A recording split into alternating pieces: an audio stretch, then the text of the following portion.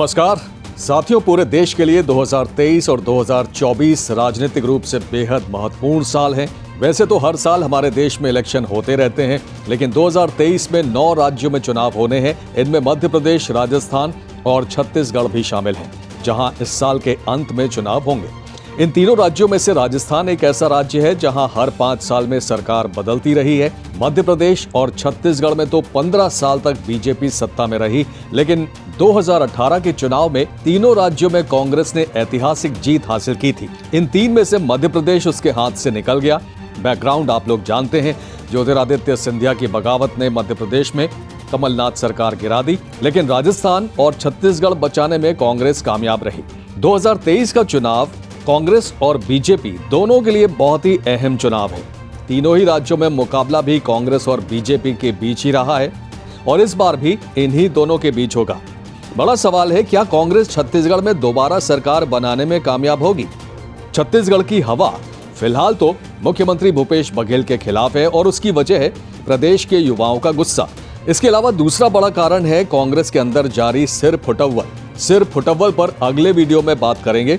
अभी बात युवाओं की नाराजगी की। प्रदेश में सबसे ज्यादा 1.0072 करोड़ मतदाता युवा थे। ये हम बात 2018 की कर रहे हैं। राज्य के 61% वोटरों की उम्र 40 साल से कम और 32% मतदाता 30 साल से कम उम्र के थे। फर्स्ट टाइम वोटर यानी 18 से 19 साल के मतदाताओं की संख्या 4,96,954 थी। निर्वाचन आयोग के मुताबिक 3 लाख फर्स्ट टाइम वोटर इस बार और जुड़ गए हैं, जो 2023 में पहली बार वोट करेंगे। यानी करीब 8 लाख फर्स्ट टाइम वोटर इस बार होंगे, जबकि कुल युवा वोटर्स की संख्या करीब 1,03,00,000 हो गई है। जाहिर है, युवा वोटर की संख्या को देखते हुए कहा जा सकता है कि वो किसी भी पार्टी और उम्मीदवार की किस्मत बना और बिगाड़ सकते हैं। 2018 के चुनाव में छत्तीसगढ़ के युवाओं ने बीजेपी को सत्ता से उखाड़ फेंका, इस उम्मीद के साथ कि उनकी जो एस्पिरेशन है यानी जो आकांक्षाएं हैं वो कांग्रेस सरकार पूरा करेगी। युवाओं के लिए जरूरी क्या है? शिक्षा और रोजगार। लेकिन छत्तीसगढ़ की भूपेश बघेल सरकार ने सरकारी नौकरी को लेकर जो रवैया अपनाया, उससे प्रदेश का युवा खुश नहीं है। वो बदलाव के लिए वोट कर सकता है, क्योंकि उसे मुख्यमंत्री भूपेश बघेल ने सपने तो खूब दिखाए, लेकिन पूरे नहीं किए, सिर्फ राजनीति की। एक उदाहरण है छत्तीसगढ़ में एसआई परीक्षा, जो 2018 से लंबित है, लेकिन 5 साल होने को आ गया, ये लटकी हुई है।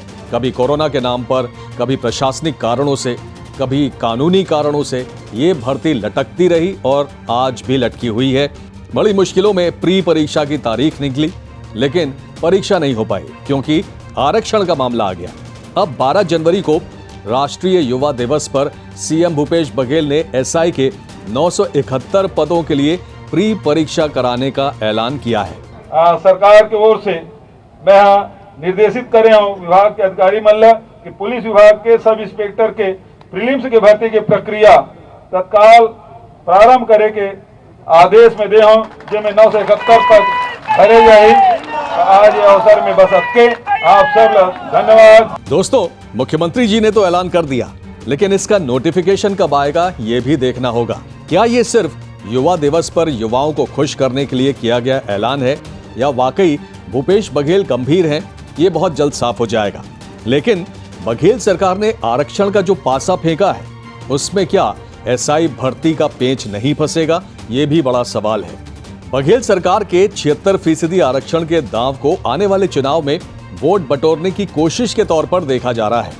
उन्होंने SC, ST, OBC, EWS सभी को आरक्षण में हिस्सेदारी देकर खुश करने की कोशिश की, लेकिन विधानसभा से पास संशोधन बिल को गवर्नर ने ठंडे बस्ते में डाल दिया। अब इलेक्शन ईयर है, गवर्नर ने बिल पर हस्ताक्षर कर दिए तो भूपेश बघेल क्रेडिट ले जाएंगे, जिसका फायदा कांग्रेस को चुनाव में हो सकता है। बड़ी बात यह भी है कि आरक्षण का यह प्रस्ताव क्या कोर्ट में टिक पाएगा? आरक्षण की सीमा 50% तय है। हाई कोर्ट ने इसी को लागू रखने की बात कही है। मामला सुप्रीम कोर्ट में है, जो 16 तारीख को सुनवाई हुई सुप्रीम कोर्ट में। हाई कोर्ट के आदेश पर मोहर लगाई है। अब 23 जनवरी को सुप्रीम कोर्ट इस पर फाइनल अपना फैसला सुनाएगा। लेकिन अभी जो स्थिति है दोस्तों, वो यही है कि 50% आरक्षण बरकरार रहेगा। यानी जो भूपेश बघेल ने 76% आरक्षण का पासा फेंका है वो मंजूर नहीं होगा। तो इन वर्गों के लिए पहले से जो जारी आरक्षण का प्रतिशत है उसको किस आधार पर बढ़ाया गया है, इसका भी कोई ठोस जवाब भूपेश बघेल सरकार नहीं दे पाई है। जाहिर तौर पर भूपेश बघेल का ये कदम राजनीतिक फायदा उठाने से जुड़ा ही दिखता है, लेकिन इस राजनीति में अगर कोई पिस रहा है तो वो है प्रदेश का युवा, जिसने बड़ी मेहनत की है इस परीक्षा के लिए। फिजिकल की तैयारी के लिए खूब पसीना बहाया, लिखित परीक्षा के लिए दिन रात मेहनत की, लेकिन परीक्षा टलती गई और युवाओं के जीवन के बहुमूल्य वर्ष खराब होते गए। सियासत ने युवाओं के सपने पर पानी फेर दिया। अगर भूपेश बघेल वाकई युवाओं की चिंता करते तो इन रिक्तियों को पुरानी आरक्षण व्यवस्था के तहत भरते, ताकि जो युवा सालों से इस नौकरी के इंतजार में बैठे हैं उनका भला होता। आपने नया आरक्षण प्रस्ताव लाकर पुरानी वैकेंसीज को भी लटकवा दिया। ये युवाओं के साथ छल है, धोखा है। युवाओं को शीर्ष अदालत से राहत की उम्मीद है। देखने वाली बात होगी 23 जनवरी को क्या फैसला आता है।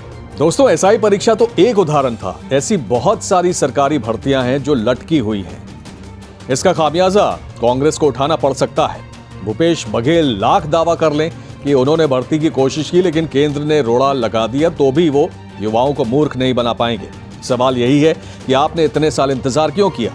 ये पुरानी वैकेंसी थी, इनमें भर्तियां पुरानी व्यवस्था से होने देते, लेकिन आपको तो इसका चुनावी फायदा लेना था। याद रखिए, युवाओं की नाराजगी बहुत भारी पड़ेगी। इसीलिए ये तय माना जा रहा है कि छत्तीसगढ़ में कांग्रेस की वापसी काफी मुश्किल है। दोस्तों, आपको क्या लगता है? 2023 के चुनाव में छत्तीसगढ़ का युवा कांग्रेस को सबक सिखाएगा? क्या वो चुनाव में कांग्रेस का हिसाब करेगा? क्या आपको लगता है भूपेश बघेल युवाओं को नौकरी देने में ईमानदार रहे हैं? उन्होंने वाकई ईमानदारी से कोशिश की है? अपने जवाब कमेंट सेक्शन में जरूर दीजिएगा। बहुत बहुत धन्यवाद। जय हिंद।